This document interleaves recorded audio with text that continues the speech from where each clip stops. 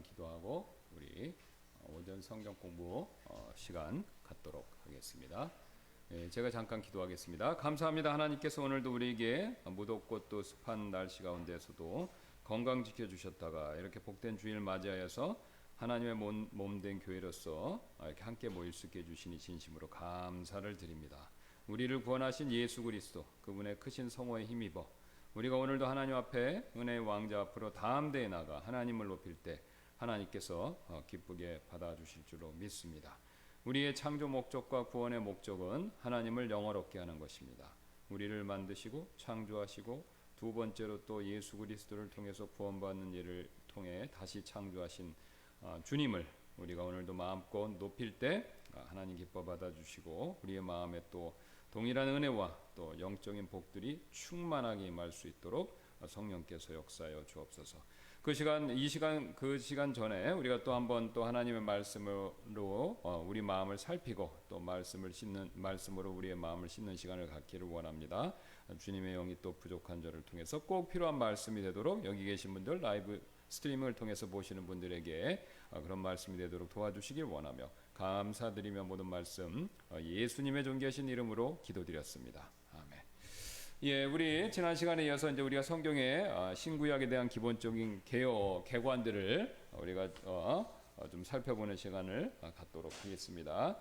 자, 그리고 지난번에 이제 나눠드렸던 우리 유인물 보시면 그거는 이제 두시고 제가 조금 더 업데이트를 해서 오늘 나눠드린 걸 보시면 더 좋을 것 같습니다. 그래서 우리가 지난번에 살폈던 내용이 어떤 것이냐면 우리가 이제 성경이 영감받았다는 내용, 그 다음에 어떻게 정경이 되었는가 그 내용까지 살펴봤었고, 그 다음에 이제 그렇다면 성경을 어떻게 해석할 것인가 이거에 대한 내용을 살펴봤죠.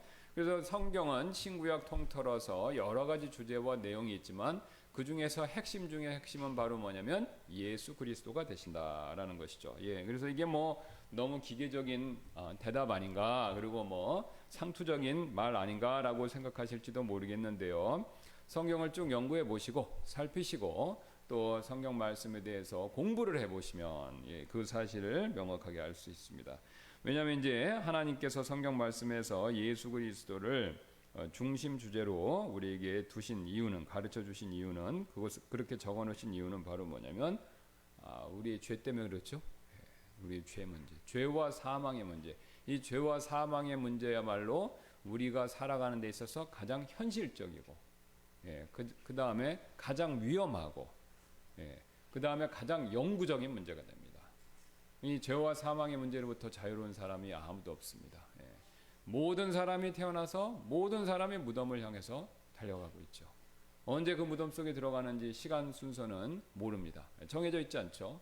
어떤 경우는 불행하게도 태어나자마자 무덤으로 향하는 사람들도 있고 아기들도 있고, 또 어떤 분들은 뭐 아담같이 900살 이상, 아니면 뭐 최근엔 또 우리도 의료술하고 뭐 영양 이런 걸 잘 공급받으니까 뭐 100살 가까이 이렇게 또 장수하시고 그러는데, 뭐 나이에 상관없이 결국은 우리는 죽음을 향해서, 무덤을 향해서 달려가고 있다는 것이죠. 이게 현실입니다.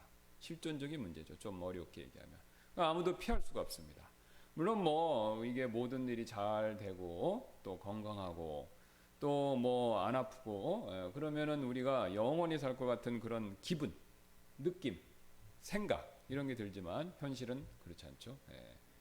60, 70, 80을 넘어가면 나도 모르게 힘이 빠지고, 나도 모르게 기억력이 약해지고, 나도 모르게 눈이 침침해집니다. 그렇죠. 어쩔 수가 없는 거예요. 피할 수가 없습니다. 속도차, 정도차에만 있는 거지 아무도 못 피해요. 결국은 다 죽음을 향해 달려가고 있습니다. 근데 하나님께서는 이 죽음의 문제를 해결해 주시기 위해서 바로 이제 예수님을 보내주신 것이죠. 그래서 우리의 죽음, 이 죽음의 원인이 되는 죄, 세상은 하나님 말씀을 안 믿으니까 사람이 왜 죽는가라는 것에 대해서 의학적, 과학적, 종교적, 철학적으로 접근하는데 물론 일리는 다 있습니다. 그러나 해답은 아니라는 것이죠. 인간의 궁극적인 사망의 원인은 죄 문제입니다. 죄. 그럼 왜 죄 문제가 죽음을 불러왔는가? 하나님은 성경 말씀을 통해서 봤을 때 또 우리가 뭐 구원받고 체험을 통해서 느끼죠. 하나님은 생명의 근원이세요. 그러니까 하나님께만 죽지 아니함이 있습니다. 그건 신비예요. 유한하고 죽을 수밖에 없는 운명을 가진 우리는 이해를 못하는 거예요. 근데 하나님께만 죽지 않음이 있어요. 성경은 이걸 반대로 영원한 생명이라고 그러죠. 그러니까 하나님이 영원한 생명, 죽지 아니함이 있는 겁니다.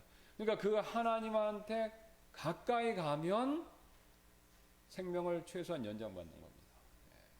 또 하나님이 허락해 주시면 우리도 영원한 생명을 얻게 되는 거죠. 그런데 반대로 그 영원한 생명이신 하나님께로부터 멀어지면 그 생명을 제한적으로 누릴 수밖에 없고 결국은 죽음을 맞이할 수밖에 없다라는 것이죠. 뭐 굉장히 쉬운 예로 불이 있습니다. 난로가 있어요. 거기 가까이 가면 갈수록 따뜻함을 느끼고 멀리 가면 갈수록 추위를 느낍니다. 이건 뭐 상식이죠. 햇빛이 있어요. 뭐 아니면 여기 전등이 있습니다. 가까이 가면 갈수록 밝은 걸 느끼죠. 멀리 가면 갈수록 어둠을 느낍니다. 상식이죠. 돈으로 얘기하면 더 이해가 쉬우실지도 모르는데 돈이 있어요. 엄청나게 많은 돈이 있습니다. 그 돈에 내가 부자가 있는데 그 사람하고 가까이 하면 할수록 남편이 된다든가 부모가 된다든가 그러면 어떻습니까? 그 돈의 혜택을 누리는 거죠. 아무래도 부잣집에서 인심 난다고 그 부자가 노랭이가 아니라면 구두사가 아니라면 베푸는 게 있어요. 아무래도 뭐 떨어지는 게 있는 겁니다. 그러니까 부자의 상에서 빵 부스러기를 먹는 게 가난한 사람의 식탁에서 빵 부스러기를 얻어 먹는 것보다는 훨씬 더 나은 거죠. 그러니까 우리가 영원한 생명이신 하나님께 가까이 가면 갈수록 우리의 생명이 연장되고 또 하나님의 허락하시면 영원한 생명을 얻을 수 있는 겁니다. 굉장히 간단한 거예요. 근데 그 하나님으로부터 멀어지는 거, 이게 바로 결국은 죽음이고 그걸 촉진하는 게 바로 뭐냐면 죄라는 거죠. 그러니까 이 죄 문제를 해결해야만 하나님께 가까이 가고 하나님께 가까이 가야만 영원한 생명을 보장받고 누릴 수 있는 겁니다.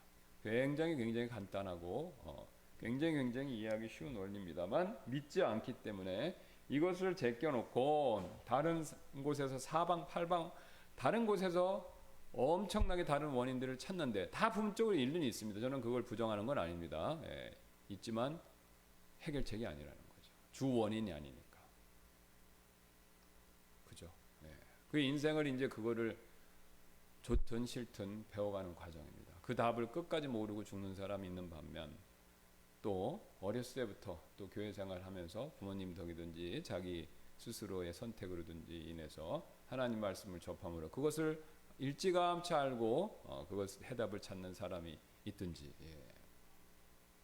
그래서 우리 인생의 결국은 이것을 좋든 싫든 알아가는 과정이고 사후에는요 명백하게 합니다. 명백하게. 근데 그 사후엔 늦죠. 사후엔 늦습니다. 담배 많이 피면 죽는다. 그런데 담배 많이 펴서 죽었어요. 담배 피지 말고. 그거 어리석은 거죠. 율브린너 아시죠? 굉장히 유명한 배우. 이렇게 머리가 빡빡이면서. 그 사람이 굉장히 유명한 그 배우인데 미국에서 굉장히 유명한데 이 사람이 이제 워낙 머리가 이렇게 잘생기고 머리가 빡빡이고 남성미가 넘치니까 담배 회사에서 말보로 담배 회사에서 그 모델로 전격 모델로 이렇게 제안한 거예요. 그 사람이 그래서 타보이 탁 모자 쓰고 말 타고 말보로 담배를 탁 하는 그 모습 사진을 탁 담배에 넣은 겁니다. 그 담배 엄청 많이 폈대요. 하루에 뭐 몇 값씩 뭐 한 두세 값씩인가 제가 기억이 안 나는데 지금은 엄청 많이 결국 폐암으로 죽었습니다. 근데 마지막에 인터뷰를 했어요. 나는 늦었는데 여러분들은 그런 일을 겪지 마세요. 이거 어리석은 거죠. 성경에도 그 얘기가 나오죠. 부자 나사로 부자가 그러잖아요. 나사로를 선지자를 보내서 우리 형제들인데 형제들에게 보내서 이곳에 오지 않게 해주라고 후회하는 거죠. 그래서 그 성경 말씀이 사실인지 아닌지 이거를 테스트해보는 일은 굉장히 위험한 겁니다. 폭탄을 가지고 만지면 터지나 안 터지나 그거 하는 거랑 똑같은 거예요.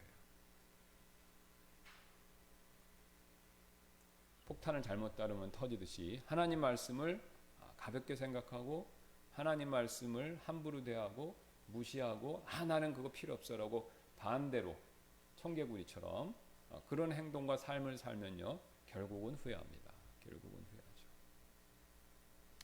그래서 하나님께서 이제 이런 것들을 다 하시고 성경 말씀에 그렇게 살지 말라고 여러 가지 내용을 주셨는데 그 중에 핵심은 바로 뭐냐면 예수 그리스도이시다. 그래서 그리스도가 이 땅에 오셔서 우리 개인의 죄 문제뿐만 아니라 이 세상 전체에 있는 죄도 있어요. 예. 그걸 이제 성경에서는 특히 이제 죄에 따른 결과로서 저주다 이렇게 얘기하죠. 그러니까 내 개인의 죄, 이 세상에 퍼져 있는 죄, 그죠? 예. 이 모든 죄의 문제를 해결해 주시기 위해서 오신 것이죠. 예. 그래서 성경 해석의 관건은 그리스도가 중심이 되고, 자, 그래서 이제 그리스도를 중심으로 성경 말씀을 이해하시면 됩니다. 그래서 거기 제가 나눠드린 오늘 유인물 3쪽에 보면 그 그림이 하나 있죠. 구역과 신약. 그래서 십자가는 거기서 그리스도를 상징합니다. 뭐 아시겠지만 써보세요 한번. 구약 신약에서 그 십자가는 그리스도인데 그리스도를 상징으로 구약은 오실 그리스도에 대해서 그림자로 보여주는 거고 또 아직 안 오셨으니까 기다려지는 거고 또 하나님은 아직 안 내려오셨으니까 위에 계신 하나님이잖아요. 하늘에 계신 하나님. 또 이 죄 사함의 문제를 미리 선행학습, 예습으로 시켜주시려고 동물의 희생제사를 통해서 모형적으로 예표적으로 가르쳐 주신 것이죠. 참고로 좀 말씀을 드리면 이게 이 이스라엘의 성전에서 희생 제물을 드리는 일은요, 그거를 목격하는 것은 끔찍한 겁니다. 그거 이제 성경 말씀 주시면 소부터 시작해서 비둘기까지 가져가요. 자기에게 합하고 또 드리라고 하는 그 희생원물의 그 율법서에 나와 있는 대로 가져가서 드립니다. 그러면 이제 소 같은 걸 딱 가져가면요, 제사장이 거기서 잡는 겁니다. 멱을 따는 거예요. 안수를 하고 먼저 죄가 전가됐다는 걸 안수를 하고 멱을 따는 겁니다. 그러면 여러분 이건 좀 끔찍한 얘기인데 이렇게 탁 그으면요 피가 팍 터집니다. 그러면 그게 어떻게 되겠어요? 제사장 옷에 묻죠. 깨끗한데 거기 탁 묻겠죠. 그러니까 손 옷이 막 피투성이가 되는 거예요. 그러면 그것만 하냐? 옆에 있는 또 제사장들이 그거를 또 다 뜹니다. 각을 뜬다는 게 뭐냐면 이제 도축장에서 도축하듯이 고기를 다 부위로 나누는 거예요. 일단 그거를 그 희생물을 다 안을 들여다보는데 칼로 다 이렇게 이제 다 이렇게 해부하는 겁니다. 쉽게 얘기하면 해부하는 목적은 뭐냐면 뭐 품질 좋은 거 나누려고 그런 게 하는 게 아닙니다. 흠이 있나 없나 요거 확인하는 거죠. 그래서 안에를 다 하는 거예요. 그래서 뭐 이 안에 내장 같은 걸 다 꺼내가 그거는 버리고 그 다음에 하나님 희생물에 드릴 만한 부분들이 있어요. 정해진 게 그것만 다 잘라내는 겁니다. 그 자리에서 도축을 하는 거예요.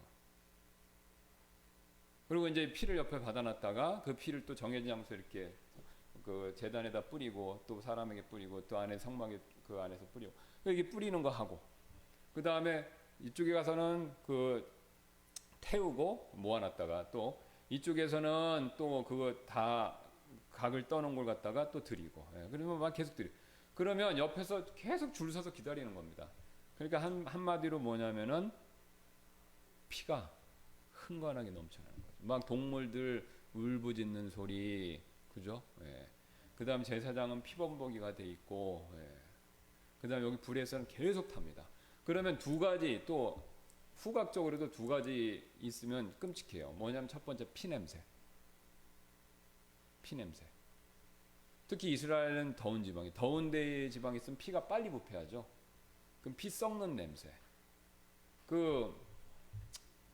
이제 저희가 자주 가는 지하 마트가 있어요. 그 마트가 있는데 거기 가면 정육 코너가 있잖아요. 지하 마트를 다 가면 여기 뭐 생선 있잖아요. 지하 뭐 과일 코너, 야채 코너 뭐 이렇게 있고 뭐 그다음에 정육 코너가 있잖아요.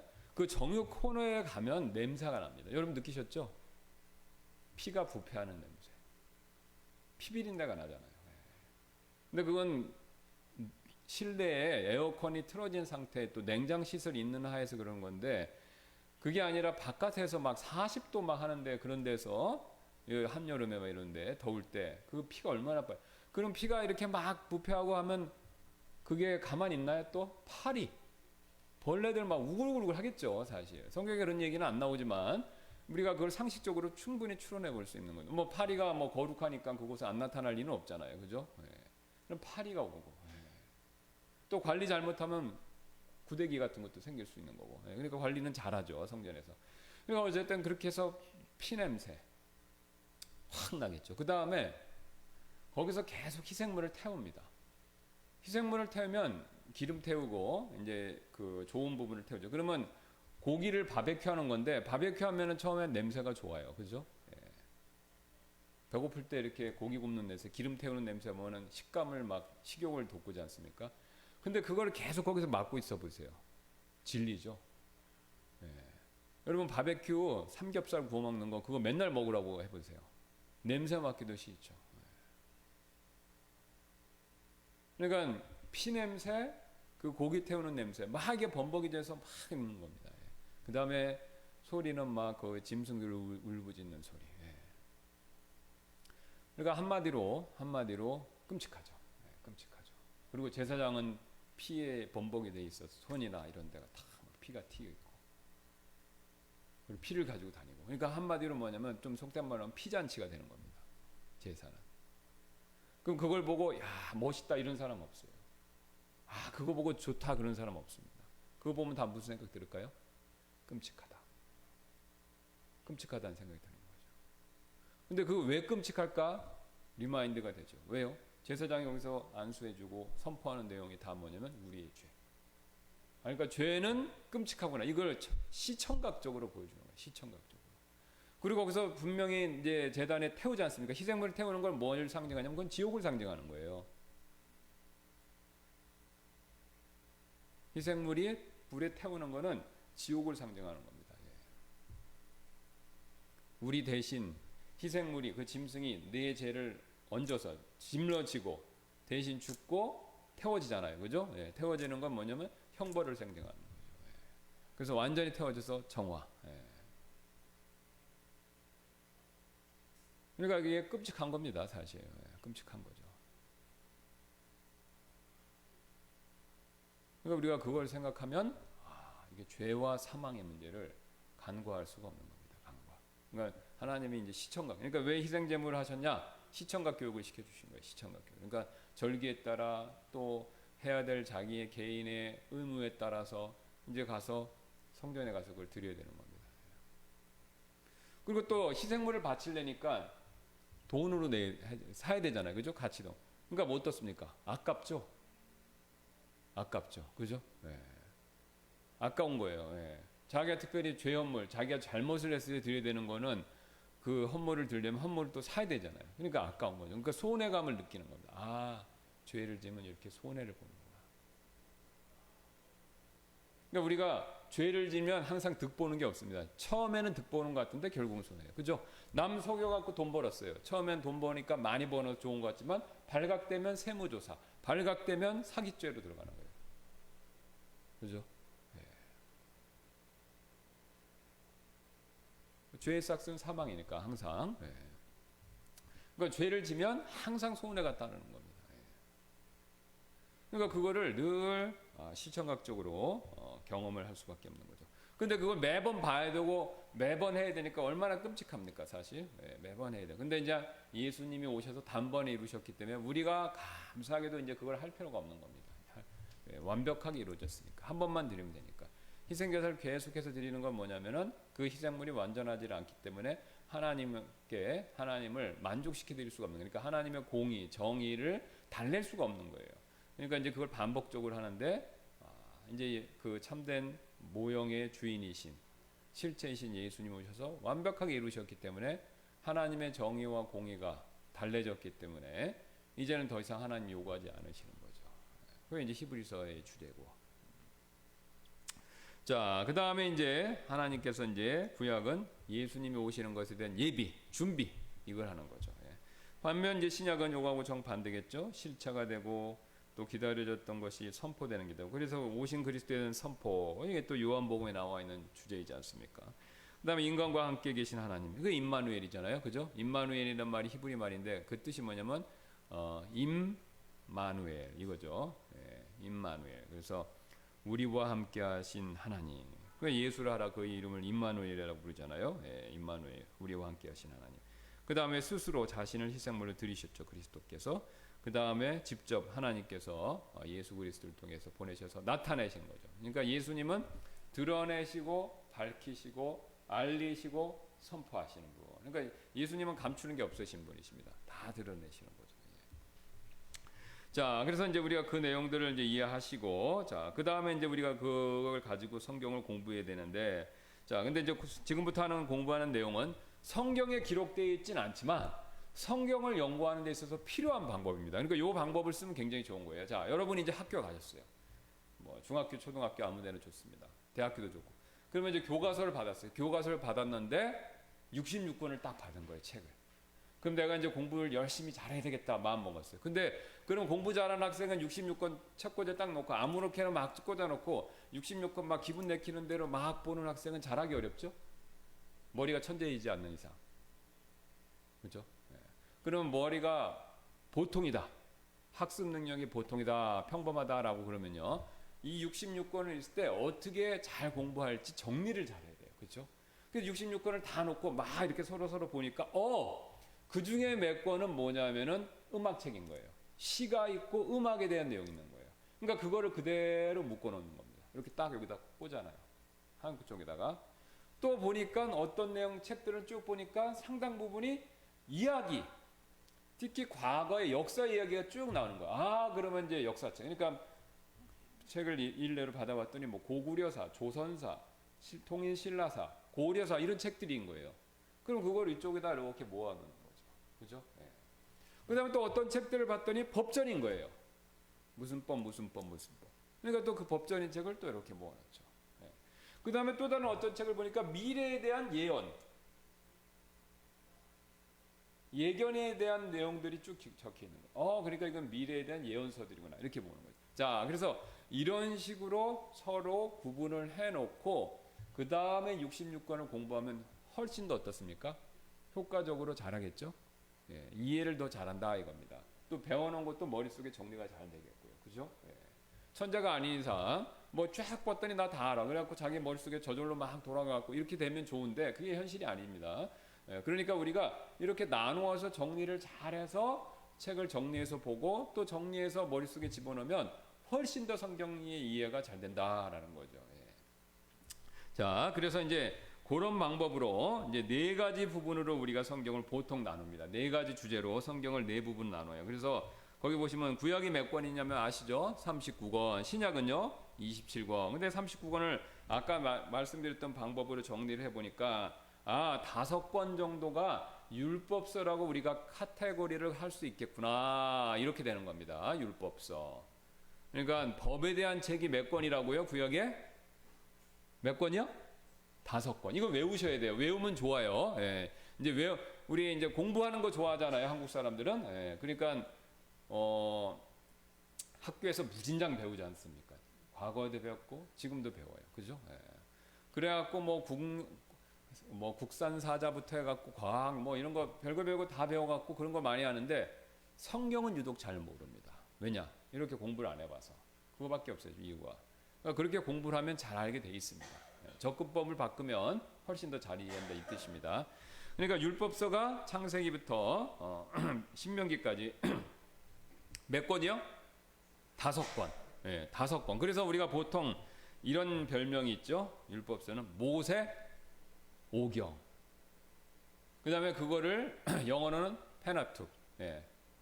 그래서 그 펜이 뭐냐면은 뜻이에요. 예, 라틴어일 겁니다. 예, 펜이 펜티코스도 마찬가지로 오순절이 5예요 숫자. 그러니까 펜티코스트. 그래서 그 펜이 5. 예, 그래서 그 5의 의미를 둬서 모세오경이다. 그렇게 얘기를 하고요. 그 다음에 봤더니 12권이 이스라엘의 역사 얘기가 쫙 나옵니다. 예. 그래서 역사서라고 부르는 거죠. 여호수아부터 에스더까지. 몇 권이요? 12권. 네, 5권, 12권. 그 다음에 또 보니까 지혜나, 우리가 이제 이걸 또 지혜 문학이다 그러는데, 시와, 그 다음에 격언 같은 것들이 있는 거예요. 예. 그래서 시가, 그걸 합쳐서 시가서라고 그러는 거죠. 몇 권이요? 5권. 예, 욥기, 시편, 잠언, 전도서, 아가 이렇게 해서.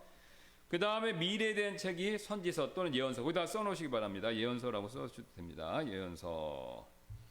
그래서 이사야부터 말라기까지 17권. 근데 이제 선지서는 대소로 또 나옵니다. 대선지서, 소선지서라고. 근데 대소는 뭐 이 사람은 더 중요하고 덜 중요하다는 게 아니라 볼륨이 큰 건 대입니다. 그 다음에 작은 건 소예요. 예, 그래서 대선지서가 있고 소선지서가 있습니다. 그건 뒤에서 또 자세히 살펴보겠습니다. 자, 그 다음에 이제 신약으로 넘어가겠습니다. 신약은 몇 권이냐면 27권. 근데 이제 재밌게도 신약은요, 예수님에 대한 얘기를 집중적으로 쓴 책이 4권이 나옵니다. 그러니까 그걸 뭐라고 하냐면 복음서다. 가스펠이라고 그러죠. 가스펠. 복음서. 왜 복음서라고 부르냐면 예수님이 복음이시잖아요. 복음 그 자체이시니까 예수님이 오셔서 복음을 선포하시고 가르치신 내용을 중점적으로 담았다. 그래서 가스펠, 복음서 이렇게 부르는 거죠. 그래서 몇 권입니까? 몇 권? 4권. 마태, 마가, 누가, 요한. 근데 이걸 또 세분하면요. 네 복음서를 서로 비교해서 연구해 보면 3개는 서로 비슷해요. 그래서 그거를 서로 공통된 관점을 가지고 있다. 그래서 공관복음서라고 부릅니다. 마태, 마가, 누가. 근데 요한복음은 틀려요. 요한복음 왜 틀리냐면 왜 틀리냐면 마태, 마가, 누가에는 있는 내용이 요한복음에는 없고 여기는 또 없는 게 여긴 있는 거예요. 그러니까 굉장히 차이점이 많습니다. 그래서 요한복음은 이 공관복음서하고는 다르게 독특한 내용을 가지고 있습니다. 그리고 훨씬 뒤에 기록됐고요. 자, 그렇게 이제 기록되고 나누고 그 다음에 또 재밌게도 이 예수님의 행적뿐만 아니라 예수님으로 생긴 교회가 죄송합니다. 어떻게 성장하는가 그 내용 또 그리스도인들이 어떻게 신앙생활을 했는가 그 내용을 기록한 책이 바로 뭐냐면 역사서가 됩니다. 역사적인 사실이에요. 그죠? 그 책이 한 권밖에 없습니다. 무슨 책이요? 사도행전. 사도들의 행적을 쓴 책이잖아요. 그죠? 사도들의 행적을 쓴 책. 그게 역사적인 사실이죠. 누가가 썼습니다. 누가복음의 저자인 누가가 누가복음하고 사도행전을 썼어요. 한 권. 그 다음에 그렇게 세워진 교회들에게 사도들이 지시사항이 있죠. 가르침을 준 겁니다. 그 가르침이 이제 요즘에는 인터넷으로 하잖아요. 인터넷이나 뭐 이런 이메일 같은 걸로 하는데 그 당시에 뭘로 썼습니까? 편지. 편지를 보내요. 그래서 그 편지들이 바로 편지서 또는 서신서라고 써놓으셔도 됩니다. 그래서 로마서부터 유다서까지 몇 권이냐면 21권. 그 다음에 마지막으로 예언서, 요한계시록 한 권이 있습니다. 근데 이게 4가지가 서로가 딱딱 맞아요. 신기하게도 양쪽이 서로 구약 신약이 묘하게 대칭을 이룹니다. 그래서 율법서는 복음서. 근데 재밌게도 우리 사복음서 뭐 신약 성경에 보면 율법과 복음을 항상 대조하죠. 근데 참 재밌어요. 5권, 구약의 5권, 성경 5권은 율법서고 복음 신약의 처음에 4권 복음서는 요게가 서로 또 처음인 여기 율법서 여기 복음서가 처음 시작인데 이게 서로 또 대조를 이루는 거죠. 기가 막히게. 그죠? 율법과 복음이 대조를 이루듯이 성경도 시작 부분에서 서로 대조를 이룹니다. 율법서, 복음서 이렇게 참 재밌죠. 그래서 여기서 율법서를 쓴 사람은 누굽니까? 율법서 쓴 사람 모세. 여기는요 복음을 선포하시고 가르치신 분 누구시죠? 예수님. 그러니까 모세와 예수님이 또 대조를 이루죠. 자, 그 다음에 역사서가 똑같이 역시 맞고요. 서로 대조를 이루고 그 다음에 구약에서 이제 시가서에 해당한 내용이 신약에는 없지만 거기에 이제 편지서의 내용들이 중요한 사항들 얘기해서 비슷하다 꼭 같은 것은 아니지만 서로 대조를 이룬다 볼 수 있고 그 다음에 마지막으로 선지서에 해당하는 것이 예언서다 이렇게 되는 거죠. 그러니까 이렇게 딱 하면은 4 이러면 벌써 굉장히 쉽죠. 그림이 좀 이렇게 들어오시지 않습니까? 이렇게 딱딱딱 하면. 그러면 이제 거기에 공통점들이 있어요. 공통점들. 그래서 이제 율법서와 복음서는 당연히 신구약에서 기초가 되고 역사서는 이스라엘의 확장, 이쪽의 신약에서는 교회의 확장이 되는 거고 그 다음에 시가서나 편지서는 시가서는 이제 오실 메시아에 대한 바람에서 나온 여러 가지 문제를 다루는 거고 하늘의 소망 얘기하는 거고 편지서도 결국은 주제가 뭡니까? 예수님 다시 오실 것을 소망하라 라는 그 내용이죠. 예. 그러니까 우리 항상 편지서의 주제는 뭐냐면 하나님 앞에서 똑바로 걸으라 이거예요. 올바르게 신앙생활 하라는 겁니다. 왜 그렇습니까? 예수님 우리 천국 가고 예수님 다시 오시고 우리가 주님 앞에 그리스도 심판석에서 또 다른 심판 평가를 받으니까 올바르게 우리가 살아야 된다. 이 내용이죠. 이 내용. 그러니까 하늘의 소망을 강조하는 겁니다. 그 다음에 마지막 예언서는 당연히 미래적인 거, 이제 구체적으로 어떤 일이 벌어질까 이거를 얘기하는 것이죠. 그렇게 딱딱딱 구역하시고 그 다음 뒤로 넘기겠습니다. 그러면 이제 넷넷이니까 골격이 8개가 되죠. 뒷장을 넘기시기 바랍니다. 4쪽. 그래서 성경에 8가지 골격, 구약신약. 그래서 아까 설명드렸던 내용입니다. 율법서, 역서서, 시가서, 예언서, 복음서, 역서서, 서신서, 예언서. 이렇게 해서 기초, 설명, 그 다음에 열망, 기대, 그 다음에 나타나심, 그 다음에 거기에 형성, 역사서, 이제 사도행전 교회 형성이죠. 확장, 그 다음에 권면, 완성. 이렇게 이제 4가지를 우리가 볼 수 있다는. 그러니까 이제 이 8가지 넷넷씩에서 이 8가지 골격을 가지고 이제 성경을 정리하면 굉장히 이해하시기 쉽습니다. 그럼 가장 먼저 율법서부터 보겠습니다. 이 8가지를 한번 살펴볼 텐데요. 율법서는 뭐냐? 그리스도께서 오실 것을 기초하는 것이죠. 성경의 첫 5권은 하나님께서 이스라엘 민족을 선택, 창조하신 창세기입니다. 거기 아브라함 이야기가 나오죠. 그래서 지금 오후에 우리 우트만 목사님이 그 강해 설교하시듯이 우주에서부터 시작해서 점점 좁아지죠. 그러니까 우주에서 시작해서 하나님이 아담을 만드시고 이 아담을 통해서 큰 민족을 이루셨다가 노아 형수로 전부 전멸해요. 그죠? 노아 가족 빼놓고는 노아만 남고 그다음 노아 이후에 또 인류가 번성하죠. 근데 이제 바벨탑 사건이 생깁니다. 그러니까 노아 형수가 문제였고 바벨탑 사건이 문제예요. 그러니까 바벨탑 사건이 생기니까 그때 하나님이 이제 뭐냐면 한 또 집안을 선택하시죠. 그게 뭐냐면은 아브라함의 가족. 그러니까 재밌습니다. 하나님은요 한 가족으로부터 출발했다가 문제가 생기면 다른 가족 이렇게 되는 거예요. 그러니까 아담이 문제이니까 아담의 가족이 문제가 있으니까 누구 선택하시죠? 노아.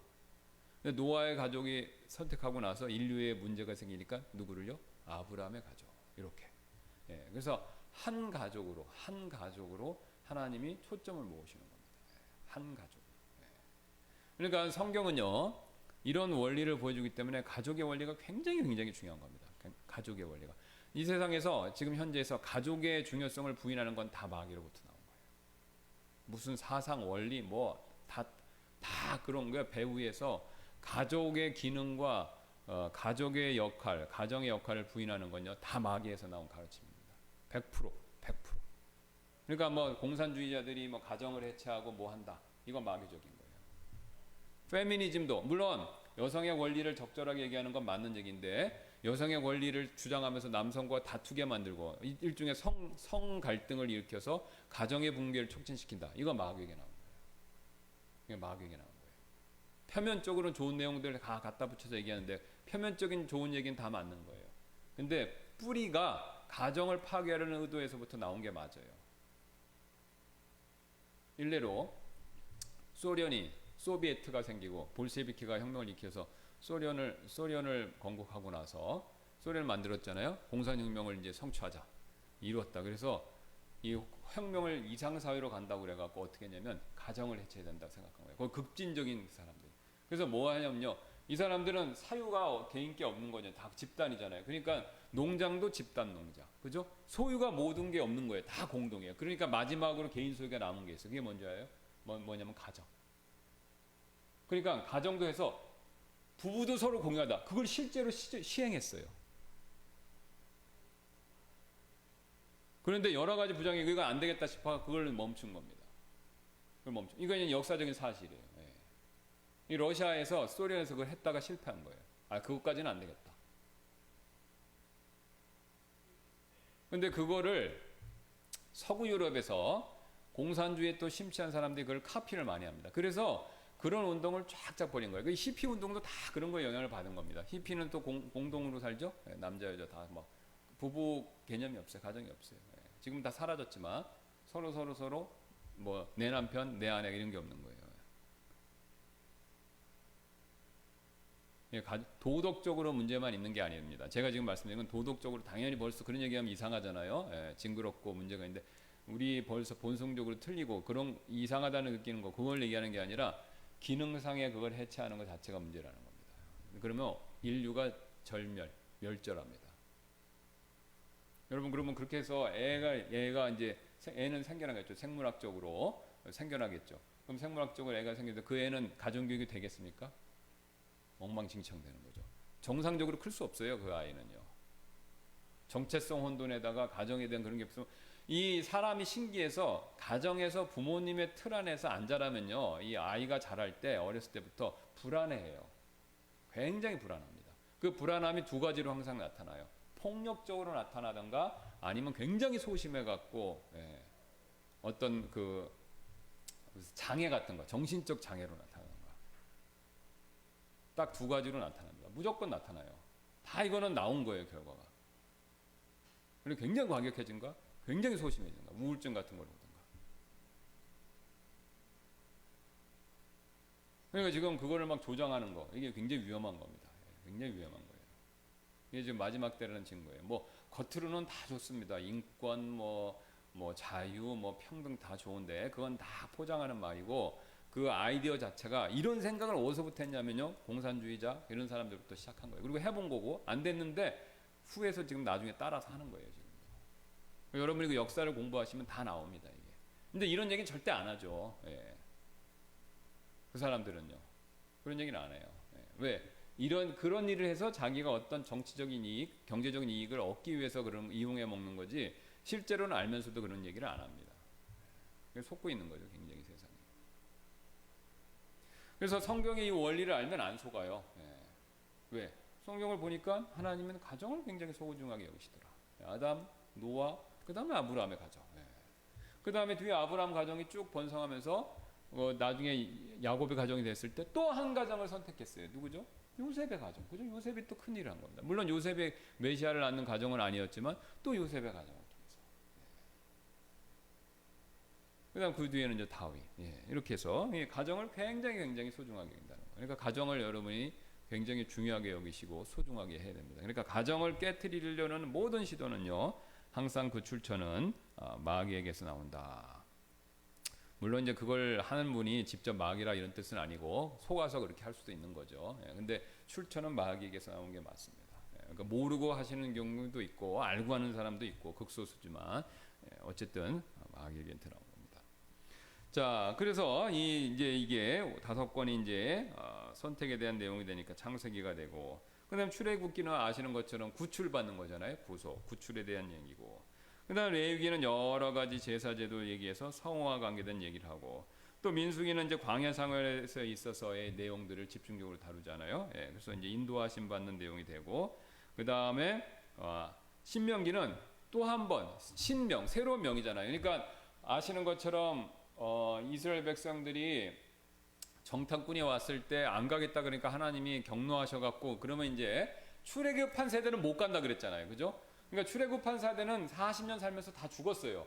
출애굽한 세대에서 들어간 사람 여호수아하고 갈렙밖에 없어요. 나머지는 다 죽은 거예요.